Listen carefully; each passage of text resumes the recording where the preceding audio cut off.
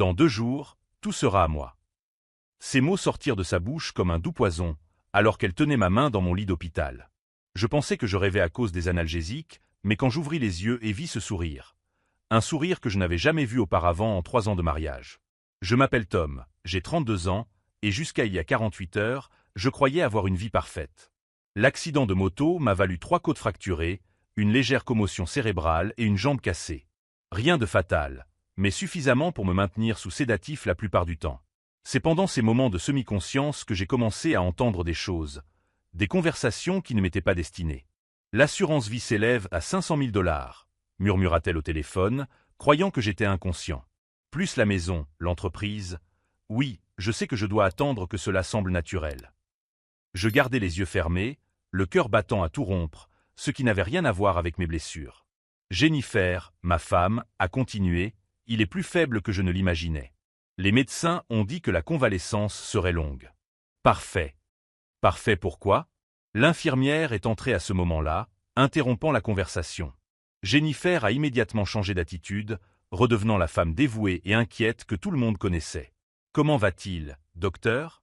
« Je ferai n'importe quoi pour accélérer son rétablissement, » dit-elle d'une voix brisée par une émotion feinte. « Sonora Thompson, votre mari est stable. Dans quelques jours, il pourra rentrer à la maison, mais il aura besoin de soins constants pendant au moins 6 semaines. » 6 semaines. Assez de temps pour qu'elle mette à exécution n'importe quel plan diabolique qu'elle aurait pu ourdir. Lorsque nous nous retrouvâmes seuls, elle s'approcha et me caressa le visage.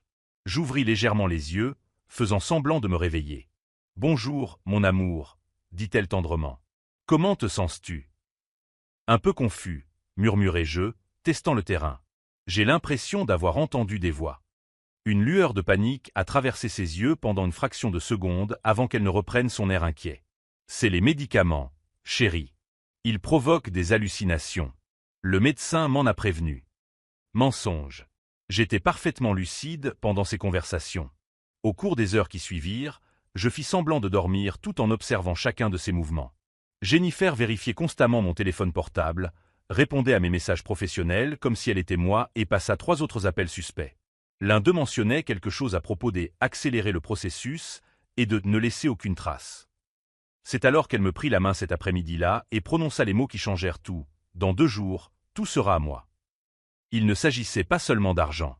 Il s'agissait de mon entreprise, ma société de conseil en technologie que j'avais créée de toutes pièces et qui valait désormais plus d'1 200 000 $. Il s'agissait de ma maison, de mes investissements, de toute ma vie. Et d'après ce que j'ai compris de ces conversations téléphoniques, elle n'avait pas l'intention d'attendre que je meure de mort naturelle. Alors qu'elle me souriait, croyant que j'étais sans défense et drogué, j'ai commencé à passer en revue mentalement chaque détail suspect des derniers mois.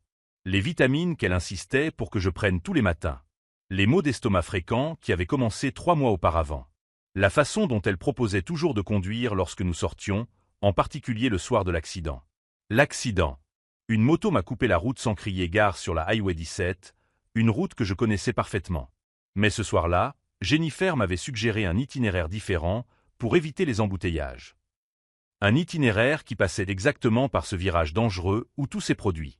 Une coïncidence? Je commençais à en douter. Si cette histoire de trahison et de découverte choquante retient votre attention, n'oubliez pas de vous abonner à la chaîne pour la suivre jusqu'à la fin. Car si Jennifer pensait que j'étais sans défense dans un lit d'hôpital, elle allait découvrir qu'elle avait complètement sous-estimé l'homme qu'elle avait épousé. Et quand je sortirais de là, je ne serais plus le mari confiant qu'elle connaissait. La vérité sur Jennifer a commencé à se révéler de manière systématique au cours des 16 heures qui ont suivi. Tout en continuant à faire semblant d'être sous sédatif, j'ai observé chacun de ses gestes avec une clarté que les analgésiques ne m'avaient jamais procurée. Jennifer n'était pas seulement une épouse infidèle qui prévoyait de se débarrasser de son mari. C'était une prédatrice calculatrice qui avait transformé notre mariage en une opération à long terme. Le premier indice concret est apparu lorsqu'elle a ouvert mon ordinateur portable, croyant que j'étais inconscient. Ses doigts parcouraient mes fichiers avec une familiarité troublante. Elle ne cherchait rien de particulier. Elle savait déjà exactement où trouver ce dont elle avait besoin. Accès total au compte de l'entreprise, murmura-t-elle pour elle-même, notant des informations dans un petit carnet rose que je n'avais jamais vu auparavant. Mot de passe bancaire mis à jour la semaine dernière. Mot de passe qu'elle m'avait suggéré de changer, par mesure de sécurité, après une prétendue attaque de pirates informatiques qui n'avait jamais eu lieu. L'appel suivant fut le plus révélateur. Greg, oui, c'est moi, dit-elle en se dirigeant vers la fenêtre de l'hôpital. Cet idiot a enfin eu l'accident que nous attendions. Non, ce n'était pas mortel, mais au moins, je peux maintenant accélérer le calendrier. Greg. Où avais-je déjà entendu ce nom? Les documents sont prêts? Parfait. Et pour l'entreprise, as-tu obtenu les coordonnées des principaux investisseurs? Mon sang se glaça. Greg Morrison. L'avocat que Jennifer avait, fortuitement, rencontré au club de tennis 3 mois auparavant. Celui-là même dont elle avait dit qu'il aidait une amie pour des petites questions juridiques. Il a signé la nouvelle police d'assurance la semaine dernière, sans lire les petits caractères, bien sûr, a-t-elle poursuivi en riant doucement. 500 000 $ en cas de mort accidentelle, plus 250 000 en cas d'invalidité permanente.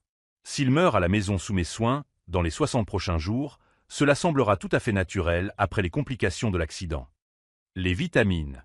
Les maux d'estomac. Le trajet alternatif, le soir de l'accident. Tout avait été orchestré. Le mieux, c'est qu'il me fait entièrement confiance. Hier encore, avant l'accident, il m'a donné une procuration générale pour gérer ses affaires si quelque chose lui arrivait. Il a dit que c'était juste par précaution. Son rire avait une froideur qui m'a fait me demander comment j'avais pu vivre 3 ans avec cette personne sans réaliser qui elle était vraiment. Quand elle a raccroché et est revenue près de mon lit, elle est redevenue la femme dévouée. Elle a vérifié ma perfusion, arrangé les fleurs qu'elle avait apportées et a même essuyé une fausse larme au coin de son œil. « Bonjour, mon amour », murmura-t-elle lorsque je fis semblant de me réveiller. « Comment te sens-tu » ? « Mieux, » répondis-je en étudiant son visage. « Tu as l'air fatigué. Tu es là depuis longtemps ? » « Je n'ai pas quitté ton chevet depuis ton arrivée, » mentit-elle sans hésiter. « Le médecin a dit que je pourrais te ramener à la maison demain, mais tu auras besoin de soins particuliers. » Des soins particuliers, comme un empoisonnement lent et des accidents domestiques. Jennifer, ai-je commencé, pour tâter le terrain, tu te souviens de la conversation que nous avons eue la semaine dernière au sujet du testament? Ses yeux se sont illuminés pendant une fraction de seconde avant de reprendre leur expression inquiète. Bien sûr, chérie. Tu as dit que tu voulais t'assurer que je serais protégé si quelque chose arrivait. C'était très attentionné de ta part. Je n'avais jamais mentionné de testament. Cette conversation n'avait eu lieu que dans sa tête, probablement répétée avec Greg pendant l'une de leurs séances de tennis. Et l'entreprise? Tu te souviens que j'ai mentionné vouloir apporter quelques changements à la structure de la société? Oui, répondit-elle trop rapidement. Tu as dit que tu me faisais confiance pour m'occuper de tout si tu ne pouvais pas le faire. Encore un mensonge. Je n'aurais jamais discuté de changement sociétaire avec Jennifer. Elle connaissait à peine la différence entre marge bénéficiaire et flux de trésorerie. L'infirmière entra à ce moment-là avec mes médicaments du soir. Sonora Thompson, je dois faire une piqûre à votre mari pour soulager sa douleur. C'est un analgésique plus puissant qui l'aidera à mieux dormir cette nuit. Jennifer s'approcha immédiatement. Je peux vous aider? Je veux apprendre à m'occuper de lui du mieux possible. Bien sûr, répondit l'infirmière en lui montrant la seringue. Ce médicament doit être administré ainsi. Pendant que l'infirmière expliquait la procédure, j'ai vu Jennifer mémoriser chaque détail. Elle n'apprenait pas pour m'aider. Elle apprenait pour me tuer. L'injection m'a rendu véritablement somnole, mais je me suis efforcé de rester suffisamment conscient pour continuer à observer. Vers minuit, Jennifer a passé 2 autres appels. Le premier était pour résilier notre assurance maladie commune, prétextant que j'avais perdu mon emploi. Le second était destiné à sa sœur, qui vivait dans un autre état. « Lisa, j'ai besoin que tu confirmes notre histoire. Si quelqu'un te pose des questions, j'étais venu te rendre visite la semaine de l'accident, d'accord? Nous sommes même allés dans ce nouveau restaurant dont tu m'avais parlé. » Un alibi. Elle était en train de construire un alibi pour quelque chose qui n'avait pas encore eu lieu. Quand elle a finalement fait semblant de s'endormir dans le fauteuil à côté de mon lit, j'ai commencé à comprendre l'ampleur réelle du problème. Jennifer n'était pas tombée amoureuse d'une autre personne et n'avait pas décidé de me quitter. Elle avait choisi le meurtre comme stratégie de divorce. Et d'après ce que j'avais observé au cours des dernières heures, ce n'était pas la première fois qu'elle planifiait quelque chose de ce genre. Au cours d'un de nos appels, elle avait mentionné les leçons apprises la dernière fois. La dernière fois en faisant quoi? Et avec qui? À 3 heures du matin, pendant qu'elle dormait profondément, j'ai réussi à attraper discrètement mon téléphone portable. Avec un minimum de mouvement, j'ai accédé à mon compte bancaire en ligne. 2 retraits non autorisés totalisant 15 000 $ au cours des 2 dernières semaines. Tous 2 effectués avec ma signature numérique, une signature que j'avais récemment perdue et que Jennifer m'avait aidé à reconfigurer. J'ai vérifié mes emails. Des dizaines de messages importants des derniers mois avaient été automatiquement archivés. Contrats annulés, réunions reportées, opportunités manquées. Tout avait été redirigé vers un dossier que je n'avais jamais créé. Jennifer ne planifiait pas seulement ma mort. Elle détruisait méthodiquement mon entreprise afin de faciliter le transfert de mes actifs après mon décès. Mais il y avait une chose qu'elle ignorait. Une chose qui allait complètement changer la donne. 3 semaines auparavant, lors d'une consultation de routine, mon médecin avait détecté certaines irrégularités dans mes analyses sanguines. Rien de grave, mais suffisamment pour qu'il recommande une batterie de tests plus approfondis. Des tests qui comprenaient une analyse toxicologique complète. Les résultats devaient arriver la semaine suivante. Et si mes soupçons s'avéraient fondés, ils montreraient exactement quelle substance Jennifer avait ajoutée à mes vitamines du matin. Alors qu'elle dormait paisiblement dans le fauteuil, souriant légèrement comme si elle rêvait de 500 000 $, j'ai commencé à élaborer quelque chose qu'elle n'aurait jamais attendu d'un homme sans défense, dans un lit d'hôpital. Jennifer n'avait commis qu'une seule erreur fondamentale dans son plan parfait. Elle avait complètement sous-estimé l'homme qu'elle avait décidé d'assassiner. Le lendemain matin, Jennifer est arrivée avec une énergie différente. Plus déterminée. Plus dangereuse. « Bonjour, mon amour », m'a-t-elle dit en embrassant mon front avec des lèvres qui me semblaient désormais glacées. « Je t'ai apporté tes vitamines préférées pour accélérer ta guérison. » Les mêmes vitamines que je prenais religieusement depuis 3 mois. Les mêmes qui coïncidaient parfaitement avec le début de mes maux d'estomac et ma perte de poids inexpliquée. « Le médecin a dit que tu pourrais sortir cet après-midi », a-t-elle poursuivi en rangeant les comprimés dans un petit plateau. « J'ai tout préparé à la maison pour t'accueillir. Une chambre au rez-de-chaussée, une sonnette à côté du lit, tout pour faciliter ton rétablissement. Une chambre au rez-de-chaussée. Loin de tout voisin qui pourrait entendre des cris à l'aide. Jennifer, ai-je commencé, feignant la confusion à propos des médicaments, pourriez-vous appeler l'infirmière? Je me sens mal. Ce n'est pas nécessaire, mon chéri. Je peux mieux m'occuper de toi que n'importe quelle infirmière, a-t-elle répondu rapidement, empêchant tout témoin d'entrer. Maintenant, prends ces vitamines. Le médecin a dit qu'elles sont essentielles pour éviter les complications. Des complications. Comment rester en vie? J'ai fait semblant d'avaler les comprimés, mais j'ai réussi à les cacher sous ma langue. Quand elle s'est distraite en arrangeant les fleurs, j'ai tout craché dans un verre d'eau à côté du lit. Encore plus de preuves à analyser plus tard. C'est à ce moment-là que l'infirmière Rebecca est entrée dans la chambre. La même qui avait travaillé ici il y a 2 ans et qui connaissait très bien Jennifer. « Salut, Jenny », a-t-elle dit avec un sourire forcé. « Tu es de retour. » La tension dans l'air était palpable. « Bonjour, Rebecca », répondit Jennifer froidement. « Je suis venue m'occuper de mon mari. »« Bien sûr », murmura Rebecca en vérifiant mes signes vitaux. « J'espère que cette fois-ci sera différente. »« Cette fois-ci » Que voulait-elle dire par « cette fois-ci » Jennifer remarqua ma curiosité et intervint rapidement. « Rebecca, tu ne devrais pas être de service ce matin. »« J'ai changé mon horaire spécialement pour m'occuper de votre mari, » répondit Rebecca en me regardant droit dans les yeux. « Certaines situations nécessitent une attention particulière. » Lorsque Jennifer sortit chercher du café, Rebecca s'approcha de mon lit. « Monsieur Thompson, puis-je vous poser une question personnelle ?»« Bien sûr. Votre femme a-t-elle déjà été mariée auparavant ?» Mon sang se glaça. Pourquoi cette question? Rebecca jeta un regard nerveux vers la porte. Il y a 2 ans, nous avons eu un cas similaire. Un homme hospitalisé après un accident de voiture. Sa femme était très attentionnée, très présente, elle apportait toujours de la nourriture et des vitamines de la maison. Il est rentré chez lui sous sa garde et, eh bien, 2 semaines plus tard, il était de retour. Cette fois, il n'a pas survécu. Et la femme? Elle est devenue veuve très jeune. Elle a tout hérité. Nous avons appris par la suite qu'elle avait déménagé dans un autre État. Jennifer avait déjà fait cela auparavant. Comment était-elle? Ai-je demandé, même si je connaissais déjà la réponse. Blonde, les yeux verts, environ 28 ans à l'époque. Toujours très bien habillée, très gentille avec le personnel médical. Elle s'appelait Jessica Morrison. Morrison. Le même nom de famille que l'avocat Greg. Rebecca, murmurai-je avec insistance, avez-vous des photos ou des documents sur cette affaire? Pas officiellement, mais, hésita-t-elle, je soupçonnais quelque chose à l'époque. J'ai pris quelques photos discrètes. Je les ai toujours sur mon téléphone. Elle m'a montré les images. C'était Jennifer, mais avec les cheveux plus courts et quelques différences physiques minimes. Mon Dieu, ai-je murmuré. Monsieur Thompson, si c'est vraiment la même personne, vous êtes en grand danger. Richard Morrison, c'était le nom de son premier mari, est mort de complications cardiaques à son domicile. Mais certains d'entre nous soupçonnaient un empoisonnement. Pourquoi n'avez-vous pas appelé la police? Nous avons essayé. Mais il n'y avait aucune preuve concluante, et elle a disparu avant que nous puissions mener une enquête en bonne et due forme. Le corps a été rapidement incinéré, selon les souhaits du défunt.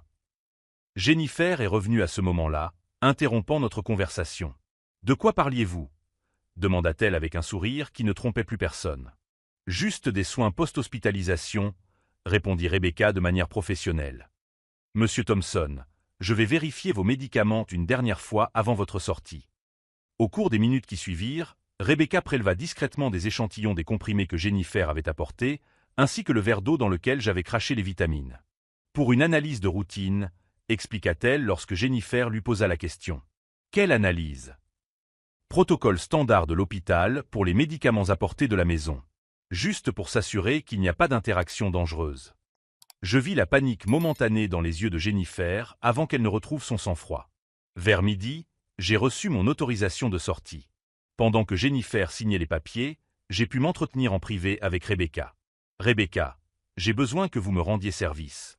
Analysez ces échantillons le plus rapidement possible et, si vous trouvez quelque chose de suspect, appelez ce numéro. » lui ai-je dit en lui tendant la carte de visite de mon avocat personnel, Michael Stevens. N'appelez pas directement la police. Appelez-le d'abord. Pourquoi? Parce que si Jennifer a vraiment tué son premier mari, elle est beaucoup plus dangereuse et intelligente qu'elle n'en a l'air. J'ai besoin de preuves irréfutables avant d'agir. Sur le chemin du retour, j'ai observé Jennifer conduire.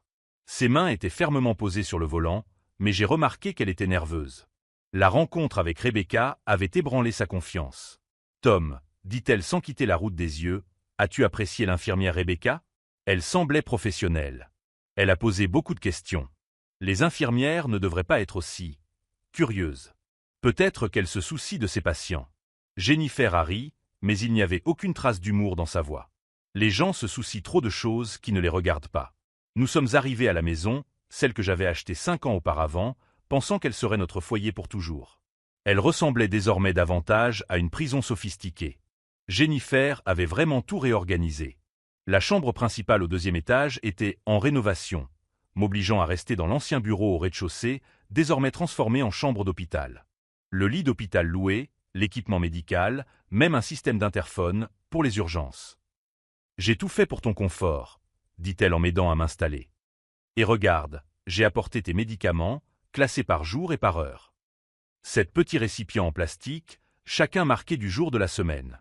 Chacun contenant des comprimés que je savais désormais être mon arrêt de mort. « Ça fait beaucoup de médicaments, » ai-je commenté. Le médecin a été très précis sur le dosage. Nous ne pouvons pas prendre de risques avec des complications.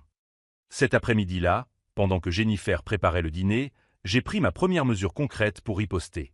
À l'aide du téléphone de la maison, puisqu'elle contrôlait mon portable, j'ai appelé Michael Stevens, mon avocat. « Michael, c'est Tom Thompson. J'ai besoin que tu fasses quelque chose d'urgent et de discret. »« Tom, j'ai appris l'accident. Comment vas-tu? » ?»« Physiquement, je vais bien. Mais j'ai besoin d'une aide juridique immédiate. Engage un détective privé pour enquêter sur Jennifer Thompson, née Jennifer Morrison. Cherche en particulier des traces de mariage antérieur et de décès de conjoint. »« Tu es sérieux? » ?»« Tout à fait. Et Michael, s'il m'arrive quelque chose dans les prochaines semaines, enquête immédiatement sur Jennifer. J'ai des raisons de croire que ma vie est en danger. Tom, ce sont des accusations très graves. Je sais. C'est pourquoi j'ai besoin de preuves avant d'agir. Mais si je meurs de complications liées à l'accident, ou quelque chose comme ça, tu sauras que ce n'était pas accidentel. Cette nuit-là, allongé dans le lit d'hôpital de ce qui était autrefois mon bureau, j'entendais Jennifer se déplacer dans la maison. Des pas à l'étage, des tiroirs qui s'ouvraient, des chuchotements au téléphone. Vers 2 heures du matin, elle est descendue silencieusement et est restée debout devant ma chambre pendant près de 10 minutes. Elle observait simplement. Elle calculait. Elle planifiait. C'est à ce moment-là que j'ai pris la décision qui allait tout changer. Jennifer avait passé des mois à me sous-estimer, me considérant comme une proie facile et confiante. Ce qu'elle ignorait, c'est qu'avant de créer mon cabinet de conseil, j'avais travaillé pendant 5 ans dans la sécurité d'entreprise. Je m'y connaissais en enquête, en preuves, et surtout en mode de pensée et de fonctionnement des personnes dangereuses. Si elle voulait jouer à un jeu mortel, j'étais prêt à jouer. Mais cette fois, selon mes règles. Alors qu'elle s'éloignait silencieusement de ma porte, j'ai commencé à élaborer mentalement chaque étape de ce qui serait non seulement ma survie, mais aussi la justice totale pour Richard Morrison et toute autre victime que Jennifer aurait pu faire. La chasse avait commencé. Et cette fois, le prédateur avait choisi la mauvaise proie. Au cours des 48 heures qui ont suivi, j'ai transformé cette chambre du rez-de-chaussée en prison en mon centre de commandement. Jennifer avait commis l'erreur fatale de sous-estimer deux choses. Mon expérience en matière de sécurité d'entreprise et ma capacité à feindre d'être plus affaibli que je ne l'étais réellement. Pendant qu'elle se rendait à ses consultations médicales, que je soupçonnais être des rendez-vous avec Greg Morrison pour régler les détails de mon assassinat, je travaillais méthodiquement à ma contre-offensive. La première étape consistait à reprendre le contrôle de mes propres ressources. À l'aide d'une tablette que je gardais cachée sous le matelas de mon lit d'hôpital, j'ai discrètement accédé à tous mes comptes bancaires et systèmes d'entreprise. Jennifer avait changé plusieurs mots de passe, mais elle ne savait pas que je disposais de protocoles de récupération secondaires dont ni elle ni Greg n'avaient connaissance. En 2 heures, j'ai rétabli mon accès complet à tout. J'ai découvert qu'elle avait transféré 120 000 $ sur un compte offshore aux îles Caïmans, un compte ouvert au nom de Jessica Morrison. Le même nom que Rebecca avait mentionné à l'hôpital. Les preuves s'accumulaient. La deuxième étape a consisté à contacter Michael Stevens, mon avocat, avec des instructions spécifiques. Michael, lui ai-je dit lors d'un appel pendant que Jennifer était absente, j'ai besoin que vous exécutiez immédiatement le protocole Delta. Le protocole Delta, Tom, cela signifie que vous pensez que votre vie est en danger imminent. Exactement. Activez toutes les mesures de protection que nous avons mises en place il y a 3 ans. Et il y a plus, engagez immédiatement Sarah Chen, cette détective privée de Los Angeles qui travaille sur des affaires de meurtres conjugaux. C'est extrêmement grave. Jennifer n'est pas celle que je croyais. Et j'ai besoin de preuves irréfutables avant qu'elle ne mette à exécution son plan final, quel qu'il soit. Le protocole Delta était quelque chose que peu d'hommes d'affaires mettaient en œuvre. Un système complet de protection en cas de menace mortelle. Il comprenait l'enregistrement automatique de tous les appels téléphoniques de la maison, l'installation discrète de caméras de sécurité et, plus important encore, la désignation d'un administrateur temporaire pour gérer mes actifs si quelque chose m'arrivait. Jennifer n'avait aucune idée que notre maison était désormais surveillée 24 heures sur 24. Sarah Chen m'a appelé 3 heures plus tard. Monsieur Thompson, Michael m'a informé de la situation. J'ai déjà lancé une enquête préliminaire sur Jennifer Morrison Thompson. J'ai des informations troublantes. Dites-moi tout. Elle n'est pas Jessica Morrison, comme nous le soupçonnions. Jessica Morrison était sa sœur jumelle. Une sœur qui est morte dans un accident de voiture il y a 5 ans, peu après la mort mystérieuse de son mari, Richard Morrison. Mon sang s'est glacé. Jennifer a pris l'identité de sa sœur décédée. Pire que ça. D'après les dossiers auxquels j'ai pu accéder, il semble que Jennifer ait orchestré à la fois la mort de Richard Morrison et l'accident de Jessica afin de prendre leur identité et d'hériter de leurs biens. Combien de personnes cette femme a-t-elle tué? Je suis toujours en train d'enquêter, mais j'ai trouvé au moins 3 autres identités qu'elle aurait pu utiliser au cours des 10 dernières années. Chacune est associée à la mort d'un conjoint fortuné dans des circonstances douteuses. Jennifer n'était pas seulement une meurtrière, c'était une tueuse en série spécialisée dans les homicides conjugaux. Sarah, j'ai besoin de preuves pour l'arrêter immédiatement. Je m'en occupe. Mais Tom, tu dois être extrêmement prudent. Si elle soupçonne que tu as découvert sa véritable identité, elle pourrait accélérer considérablement ses plans. Cet après-midi-là, Jennifer revint avec une énergie encore plus dangereuse. « Comment te sens-tu, chérie ?» demanda-t-elle en vérifiant le flacon de médicaments à côté de mon lit. « Mieux.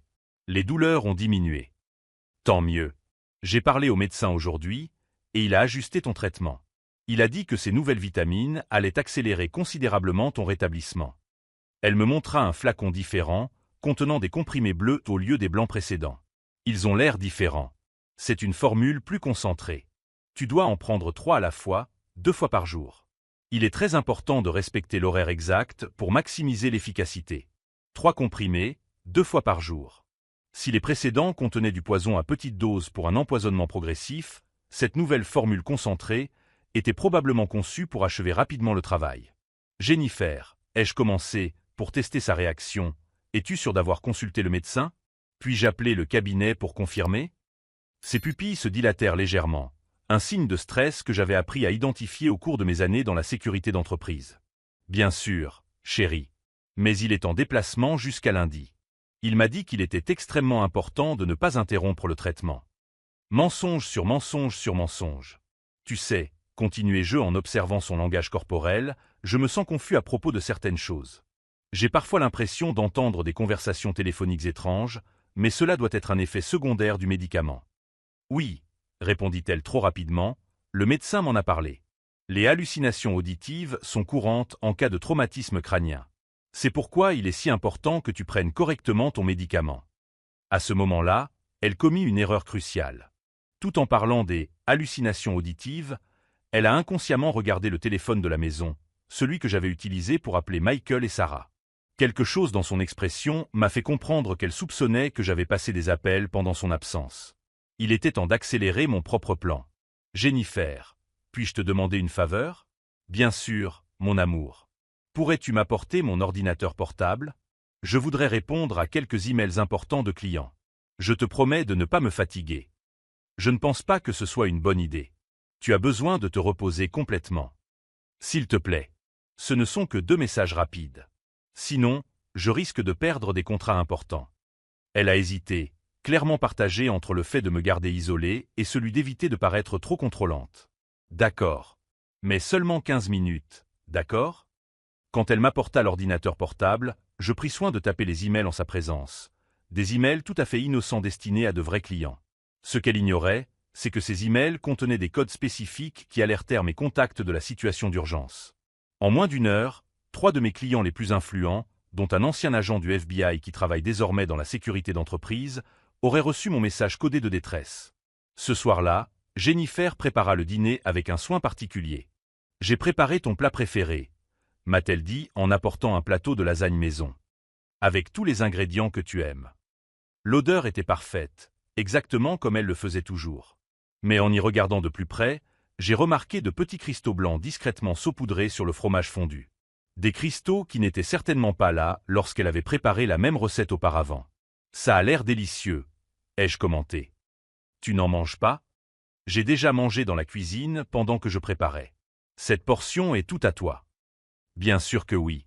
En faisant semblant de manger, j'ai réussi à discrètement jeter la majeure partie de la nourriture dans des serviettes que j'ai ensuite cachées pour les analyser plus tard.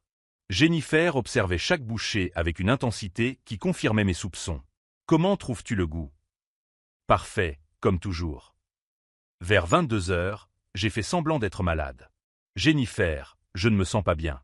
Je pense que c'est une réaction aux nouveaux médicaments. » Elle est immédiatement devenue attentionnée, mais il y avait une anxiété sous-jacente dans ses mouvements, comme si elle vérifiait que son planning se déroulait comme prévu. « Tu veux que j'appelle une ambulance? » Non, je pense que j'ai juste besoin de me reposer. Je ferais peut-être mieux de prendre mon médicament du soir plus tôt aujourd'hui. Bonne idée. Elle a préparé 3 des comprimés bleus avec un verre d'eau. Prends-les tous en même temps, mon chéri. Ça t'aidera à mieux dormir. C'était le moment de vérité. Si je prenais ces comprimés, je ne me réveillerais probablement pas le lendemain matin. Si je refusais, elle saurait immédiatement que j'avais découvert son plan. C'est alors que j'ai décidé de mettre en œuvre la partie la plus risquée de ma stratégie. « Jennifer, ai-je dit en tenant les comprimés, j'ai quelque chose d'important à te dire avant de me coucher. »« Quoi donc, mon chéri ? » J'ai découvert que j'avais beaucoup plus d'argent que nous ne le pensions. Mon comptable a retrouvé d'anciens investissements que j'avais oubliés. Près de 2 millions de dollars. Ses yeux se sont illuminés d'une cupidité qu'elle a eu du mal à dissimuler. 2 millions? Oui. Et tu sais ce que j'ai pensé? Si quelque chose m'arrivait, je veux être sûr que tu aies immédiatement accès à tout. Demain, je vais signer des documents te donnant le contrôle total de tous mes actifs. Si vous suivez cette histoire de trahison et de découvertes choquantes, n'oubliez pas de vous abonner à la chaîne, car le rebondissement à venir montrera que le prédateur ne choisit pas toujours la bonne proie. C'est très généreux de votre part, Tom. C'est le moins que je puisse faire pour la meilleure épouse du monde. J'ai pris les comprimés devant elle, en prenant soin de lui montrer que je les avais tous avalés. Ce que Jennifer ignorait, c'est que 2 heures avant le dîner, j'avais pris de l'IPK, un médicament qui provoque des vomissements presque instantanés. Les comprimés qu'elle venait de me donner seraient expulsés de mon organisme en moins de 10 minutes. Et tandis qu'elle croyait assister à mes derniers instants de conscience, je mettais en fait en œuvre la phase finale du plan qui garantirait non seulement ma survie, mais aussi la justice pour Richard Morrison et toutes les autres victimes de Jennifer. La chasseuse venait de marcher droit dans le piège parfait. Et demain matin, lorsqu'elle arriverait avec les documents pour récupérer mes 2 millions de dollars inexistants, elle découvrirait que l'homme mort dans son lit était ressuscité pour témoigner contre elle. À 5h15 le lendemain matin, j'ai fait semblant d'être dans un état critique. Jennifer m'a trouvé apparemment inconscient, respirant de manière irrégulière, la peau pâle, exactement comme elle s'y attendait après la triple dose de poison de la veille. Ce qu'elle ne savait pas, c'est que j'avais passé toute la nuit à m'entraîner à simuler les symptômes d'un empoisonnement à l'arsenic, en m'appuyant sur les recherches médicales que Sarah Chen m'avait envoyées. « Tom, Tom !» a-t-elle crié en secouant mon corps avec une urgence qui semblait sincère. « Mon Dieu, tu es très mal en point. » À travers mes paupières presque fermées, je l'ai vu vérifier discrètement mon pouls, non pas par souci médical, mais pour confirmer que je mourais à la bonne vitesse. « Je dois appeler une ambulance », dit-elle assez fort pour être entendue, mais elle prit immédiatement son téléphone portable et passa un appel complètement différent. « Greg, c'est le moment. Il est presque à la fin. Tu peux apporter les documents dans 20 minutes ?» L'erreur fatale avait commencé. Pendant qu'elle courait dans la maison, se préparant à l'urgence, Sarah Chen et son équipe étaient déjà en place à l'extérieur. Les caméras installées par le protocole Delta capturaient chaque mouvement, chaque mot, chaque réaction de Jennifer qui confirmait ses intentions meurtrières. Greg Morrison est arrivé 15 minutes plus tard avec un porte-documents en cuir marron rempli de documents juridiques. « Comment va-t-il » demanda Greg en entrant dans la chambre où je gisais mourant. « Parfaitement. Exactement comme prévu. Dans une demi-heure, elle sera officiellement une veuve très riche. Et les 2 millions supplémentaires dont il a parlé hier ?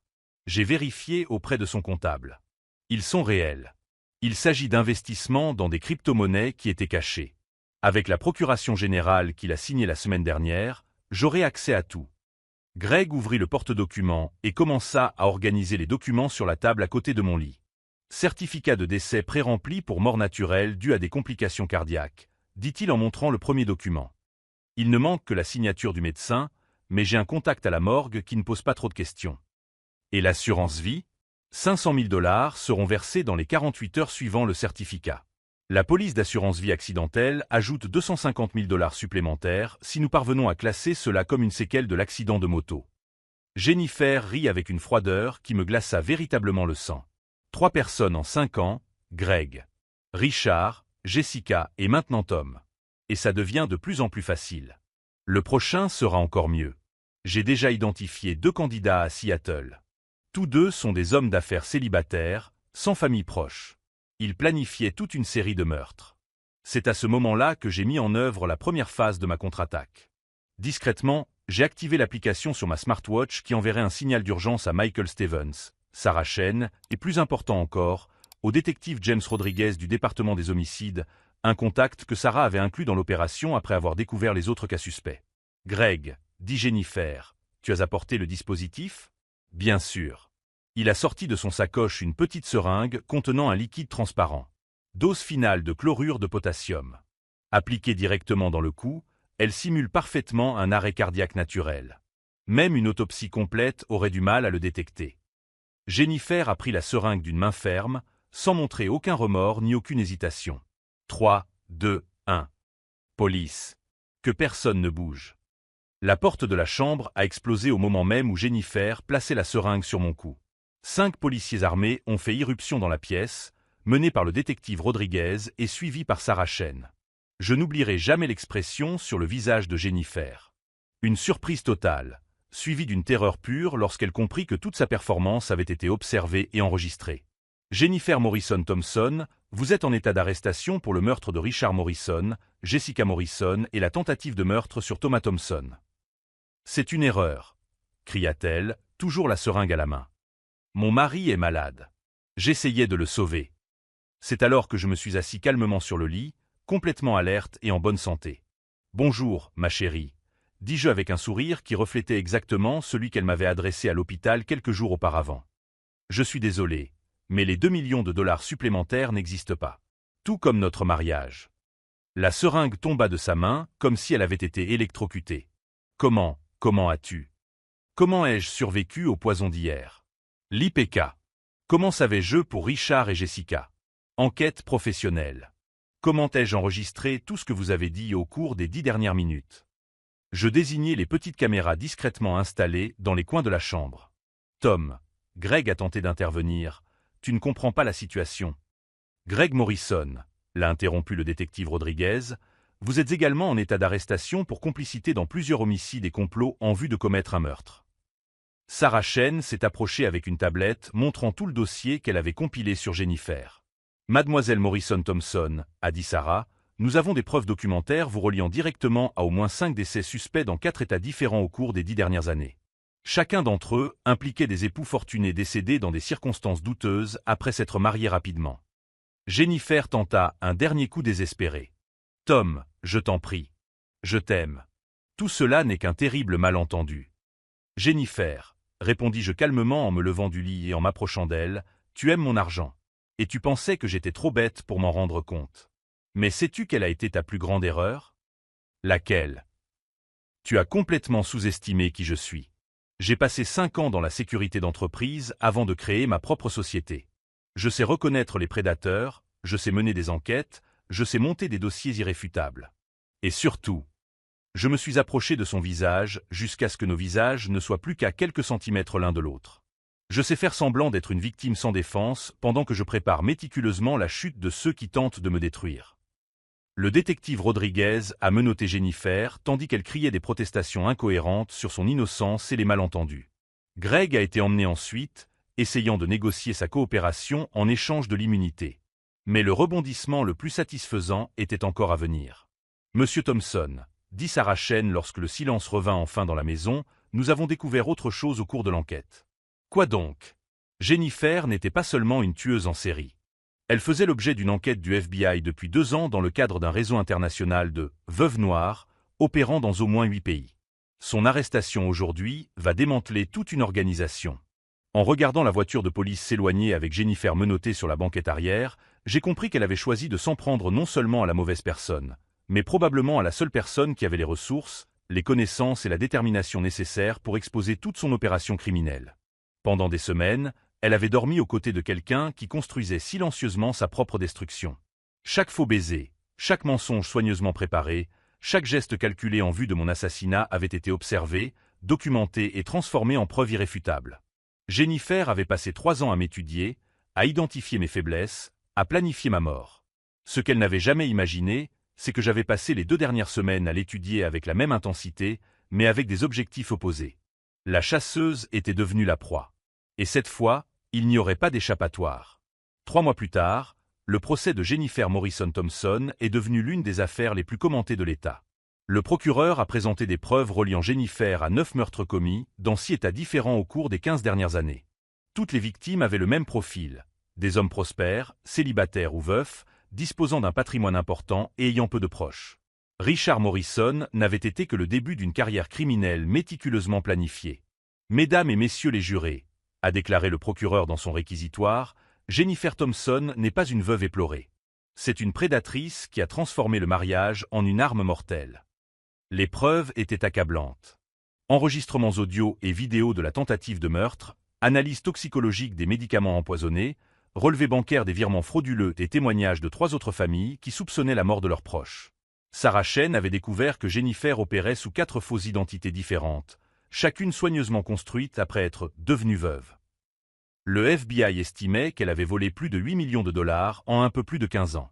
Greg Morrison a tenté de négocier un accord en dénonçant Jennifer, mais les preuves l'incriminaient comme complice dans au moins 4 des meurtres. Tous 2 ont été condamnés à la prison à vie sans possibilité de libération conditionnelle. Pendant la lecture du verdict, j'ai observé Jennifer pour la dernière fois. Le visage que j'avais autrefois embrassé avec amour n'affichait plus qu'une froideur calculatrice, même face à la défaite totale. Elle ne montrait aucun remords pour les vies détruites, seulement de l'irritation d'avoir été capturée. « Avez-vous quelque chose à déclarer avant le verdict ?» demanda le juge. Jennifer m'a regardé directement pour la première fois depuis le jour de son arrestation. « Tom a toujours été plus intelligent qu'il n'y paraissait », a-t-elle dit avec un demi-sourire qui m'a glacé le sang. Sous-estimer les gens est une erreur que je ne commets plus. Même condamnée à la prison à vie, elle essayait encore de garder un certain contrôle sur le récit. Après le procès, Rebecca, l'infirmière qui m'avait alerté sur le cas de Richard Morrison, m'a rejoint dans le parking du tribunal. « Monsieur Thompson, dit-elle les larmes aux yeux, merci de ne pas avoir abandonné. Depuis des années, je porte la culpabilité de ne pas avoir sauvé Richard. Je sais maintenant que justice sera enfin rendue. Nous avons découvert que Jennifer était revenue dans cet hôpital exprès pour voir si quelqu'un la reconnaîtrait. Cela faisait partie de son profil psychopathique. Elle aimait jouer avec le danger et se sentir plus intelligente que tout le monde. Au cours des mois suivants, mon cabinet de conseil a connu une croissance exponentielle. La publicité autour de cette affaire, bien que non désirée, m'a apporté des dizaines de nouveaux clients impressionnés par ma capacité à mener des enquêtes et à résoudre des problèmes complexes. Je me suis servi de cette expérience pour créer un nouveau service, le conseil en sécurité personnelle pour les cadres supérieurs. Je me suis spécialisé dans l'identification des personnes ayant des intentions prédatrices dans les environnements professionnels et sociaux. Michael Stevens, mon avocat, a commenté quelques mois plus tard. Tom, en 20 ans de carrière, je n'ai jamais vu quelqu'un documenter un cas aussi méticuleusement alors que sa propre vie était en danger.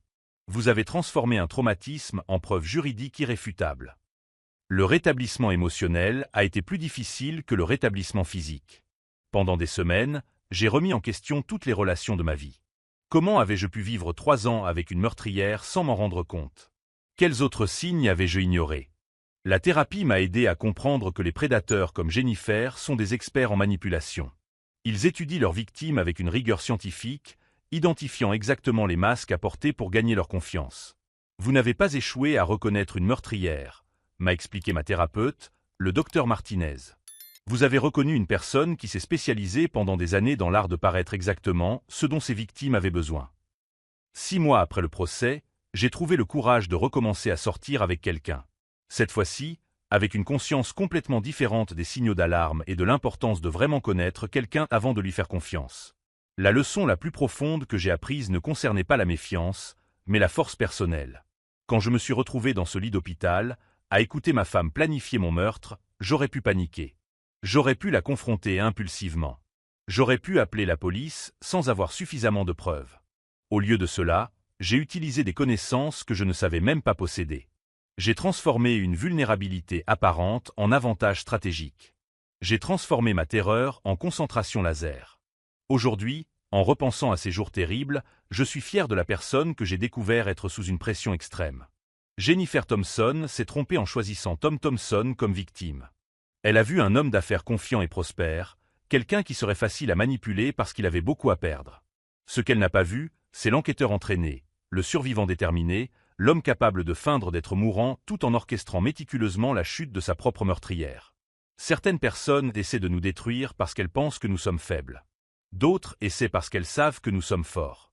Jennifer appartenait à la première catégorie, et elle a payé le prix de son arrogance. Si cette histoire de trahison, d'enquête et de justice vous a touché, abonnez-vous dès maintenant à la chaîne Twist et Revenge.